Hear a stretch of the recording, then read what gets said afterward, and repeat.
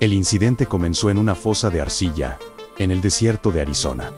Un área conocida por sus capas geológicas vírgenes y su riqueza en fósiles del período Cretáceo. Un equipo de paleontólogos descubrió lo que parecía ser el fragmento de un cráneo ancestral, incrustado entre restos de dinosaurios de hace 70 millones de años. La forma del hueso, sin embargo, era imposible. No pertenecía a ningún reptil ni a ningún mamífero conocido. Era liso, denso, con una curvatura que sugería una inteligencia biomecánica que superaba a cualquier primate conocido. Inicialmente, el equipo lo catalogó como una especie de transición desconocida.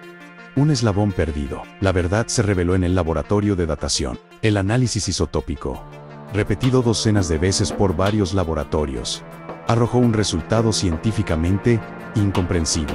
El cráneo tenía la firma molecular del Cretáceo en la matriz del suelo. Pero el material orgánico en sí mismo era moderno.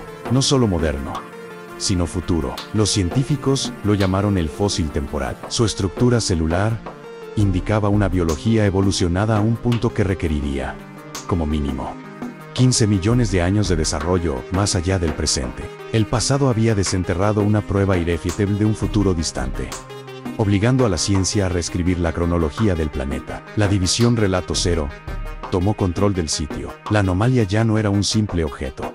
Era un mensaje aterrador incrustado en la roca. El fósil temporal era la prueba material de que, millones de años en el futuro, algo existió, algo que no era humano, y que, sea lo que sea, está extinto. El misterio ya no era de dónde venía el hueso, sino de quién sería el responsable de la extinción. Este es el fósil del mañana, el archivo del fin de la humanidad. La división tomó medidas extremas para clasificar la evidencia. El análisis avanzado del fósil temporal reveló que el material biológico no solo era de un futuro lejano, sino que portaba rastros de una evolución posthumana. El cráneo pertenecía a una especie que la humanidad aún no había engendrado, pero cuya existencia ya había terminado. El pasado, irónicamente, se había convertido en el guardián de una tragedia futura. La principal conclusión de Relato Cero fue que la anomalía no era el hueso en sí, sino su mensaje.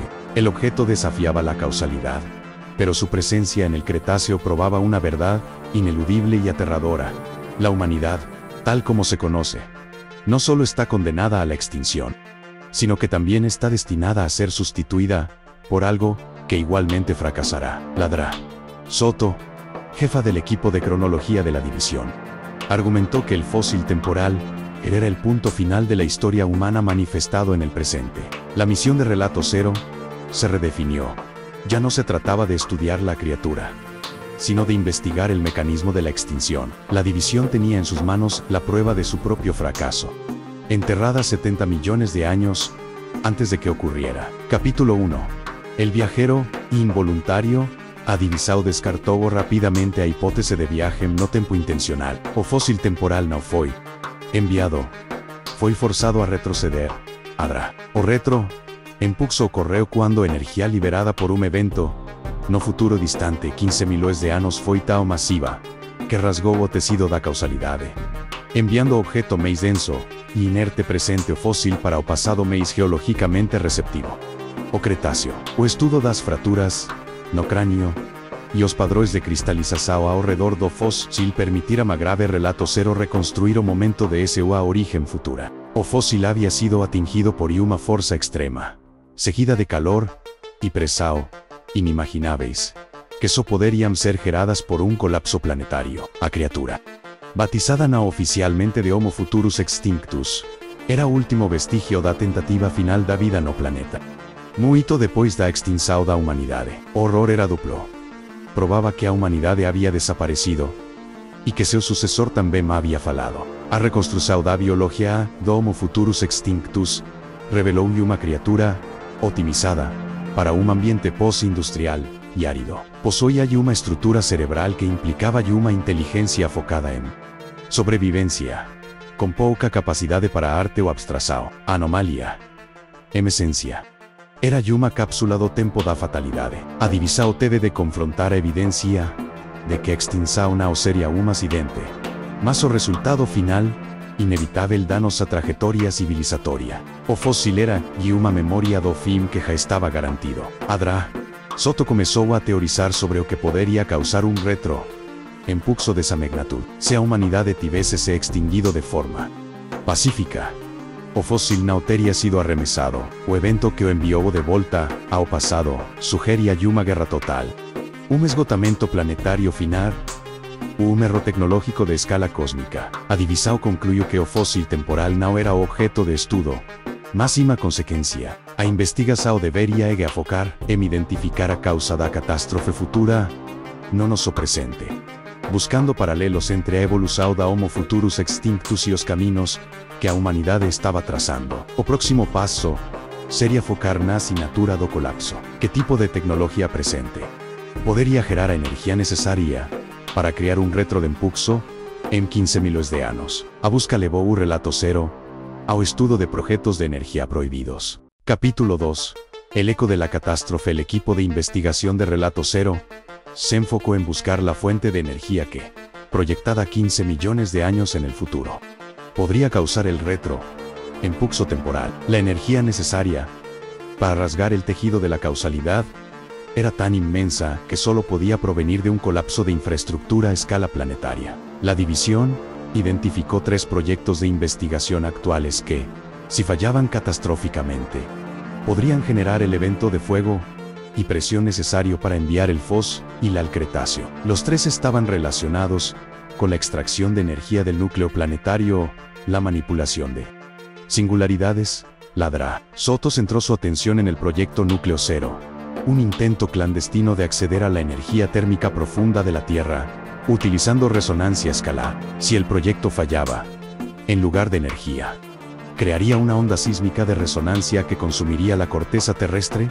un periodo geológico acelerado. La hipótesis de Relato Zero era que el Homo futurus extinctus era el resultado de una desesperada adaptación de los descendientes humanos a un planeta moribundo, donde la vida se aferraba a los restos del cataclismo causado por el propio proyecto Núcleo Cero. La investigación llevó a los agentes a una instalación subterránea abandonada en Siberia, donde encontraron los restos de los prototipos iniciales del proyecto. Los datos incautados confirmaron que la tecnología, incluso en su fase inicial, operaba con una firma de energía anómala que coincidía con la liberación de fuerza registrada en el fósil temporal. El horror se intensificó al estudiar los registros de advertencia del proyecto.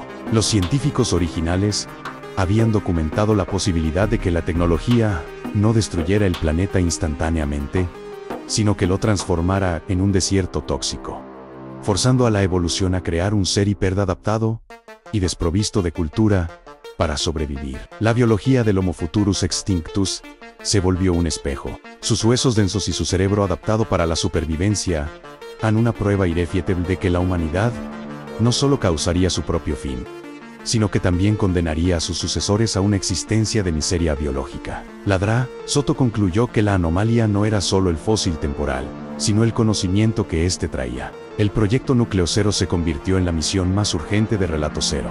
No solo tenían que detener el proyecto actual, sino también eliminar permanentemente el conocimiento para que no fuera reinventado en el futuro. El terror pasó de lo existencial a lo inmediato. La división tenía una ventana limitada. El fósil temporal había demostrado que la catástrofe no era una posibilidad, sino una certidumbre que ya había ocurrido en el futuro. Solo faltaba ver si la humanidad de hoy aceptaría la advertencia. El próximo paso era el confrontamiento directo. El conocimiento del proyecto Núcleo Cero había sido transferido a un grupo paramilitar que creía que la extracción de energía del núcleo era la única salvación para la civilización. Relato Cero debía infiltrarse en su fortaleza para destruir la tecnología fatal. Capítulo 3. La infiltración final. La división Relato Cero identificó la base de operaciones del proyecto Núcleo Cero. Se trataba de un complejo subterráneo de alta seguridad en una remota cordillera, protegido por un grupo paramilitar que consideraba la extracción de energía del núcleo planetario como la única salvación para una civilización en crisis energética. La misión fue clasificada como Prioridad Cero. Intervención terminal. No se trataba de detener criminales, sino de cortar la raíz de la catástrofe futura probada por el fósil temporal. La orden de la DRA. Soto era clara. La tecnología debía ser destruida, y el conocimiento de su desarrollo debía ser eliminado de todos los registros accesibles. El equipo de infiltración, conocido internamente como Cronos Zero. Accedió al complejo. La dificultad no era la seguridad física, sino la infraestructura misma. Los agentes tuvieron que navegar por un laberinto de generadores de energía que ya estaban comenzando a vibrar con la misma firma anómala detectada en el fósil del Cretáceo. Los líderes del proyecto Núcleo Ceros se negaron a detener la operación, creyendo ciegamente que estaban a punto de alcanzar la fuente de energía ilimitada. La división observó su fanatismo, entendiendo que el deseo de poder absoluto era el verdadero motor de la extinción. El objetivo de Cronos Zero era el anillo de resonancia, el componente central diseñado para amplificar la energía térmica del núcleo. Su destrucción generaría una sobrecarga local que eliminaría todo el conocimiento almacenado y paralizaría la operación de forma permanente, sin causar una catástrofe superficial. Durante la infiltración, los agentes encontraron registros que detallaban la progresión evolutiva de la Homo futurus extinctus. Los científicos del proyecto habían modelado conscientemente a sus sucesores, intentando crear un ser capaz de sobrevivir al páramo que sabían que crearían. El horror era que el futuro de extinción era intencional. El equipo logró llegar a la cámara de resonancia. La energía pulsante emitía un color rojo de advertencia constante, que se reflejaba en las paredes del complejo. Se prepararon explosivos para generar un pulso electromagnético específico para neutralizar el anillo de resonancia. La confrontación con los guardias de seguridad del complejo fue breve. El equipo de Relato Cero actuó con la precisión de quien no combate por la vida, sino por la continuidad temporal. La misión no permitía bajas ni rendiciones, solo la eliminación de la amenaza existencial. El agente a cargo colocó la carga de destrucción en el anillo de resonancia y se retiró con su equipo. El detonador fue activado. Una onda de energía roja y negra consumió el complejo subterráneo, vaporizando la tecnología y toda la evidencia de su existencia. La superficie registró solo un pequeño temblor sísmico. El fósil temporal había sido silenciado. Relato Cero había logrado interceptar la causa de la extinción futura. Sin embargo, Ladra Soto sabía que a humanidades siempre buscaría el conocimiento prohibido. La misión no era una victoria, sino solo un aplazamiento de la fatalidad. Capítulo 4. La carga del conocimiento. Tras la intervención terminal, el silencio se instaló en la división. El proyecto Núcleo Cero había sido eliminado, pero el fósil temporal permanecía como evidencia inmutable de que, en un futuro lejano, el planeta sería consumido y la vida fracasaría en su adaptación. La anomalía había sido contenida, pero su mensaje era permanente. El horror se trasladó del campo de batalla al cognitivo. Los agentes y científicos involucrados en el AGRCH.7 desarrollaron una condición clasificada como apatía cronológica. Ladra Soto documentó que sus colegas, al poseer la certeza de la extinción, perdieron el sentido de propósito en sus tareas diarias, porque luchar por contener anomalías menores, si el final ya estaba garantizado por la geología, la división tuvo que enfrentar que su misión no era salvar el futuro, sino simplemente aplazar la llegada de la catástrofe que ya había ocurrido. El fósil temporal, aunque inerte, se convirtió en una prueba de memento mori a escala evolutiva. Su sola presencia demostraba que toda la civilización, toda la lucha por la supervivencia, culminaría en el Homo futurus extinctus, una criatura que fracasó en su propio mundo. La división tomó la decisión de ocultar el fósil temporal permanentemente. No fue una ocultación para proteger a la humanidad, sino para proteger la voluntad de la humanidad de seguir adelante. El conocimiento de la extinción, ineludible, se consideró un arma más peligrosa que cualquier anomalía física. El cráneo del Homo futurus extinctus fue encerrado en una bóveda de contención profunda. Su ubicación exacta fue eliminada de todos los registros digitales y solo quedó en la memoria de un puñado de agentes de alto nivel. La esperanza era que el olvido pudiera restaurar la ilusión de un futuro abierto. Los analistas de Relato Cero propusieron que el fósil temporal podría no haber sido enviado por una catástrofe, sino por un mecanismo de advertencia desesperado de los últimos seres vivos, utilizando el colapso final para intentar avisar a la humanidad de su destino. Esta teoría, aunque sin pruebas, proporcionó un pequeño consuelo moral. El fósil, en lugar de ser una prueba de fatalidad, se convertía en un último grito de socorro biológico, una prueba de que, incluso en el futuro más desolado, existía un vestigio de la esperanza. El archivo RCH.7 fue cerrado con una nota de Ladra, Soto. La anomalía fue contenida. El conocimiento no. Sabemos lo que nos espera. La única misión que nos queda es crear un legado que valga la pena extinguirse. El caso del fósil temporal obligó a la división a confrontar la verdad más oscura. La anomalía no era el objeto que venía del futuro, sino el futuro mismo, que, de alguna manera, ya estaba predestinado a ser. Capítulo 5. El futuro, ineludible. El archivo Arch 7 se cerró con el conocimiento de que la división había intervenido en una cadena cósmica de 15 millones de años. El proyecto Núcleo Cero fue eliminado, pero la pregunta temporal no. ¿Cuánto tiempo pasaría antes de que otra civilización redescubriera la tecnología y repitiera el error fatal? La principal conclusión para Relato Cero fue que la anomalía no era un suceso, sino una condición. El fósil temporal demostró que la ambición humana por el poder absoluto lleva inevitablemente a la autodestrucción, sea en el presente o en el futuro remoto. La extinción no era el castigo, sino la consecuencia lógica del desarrollo sin ética.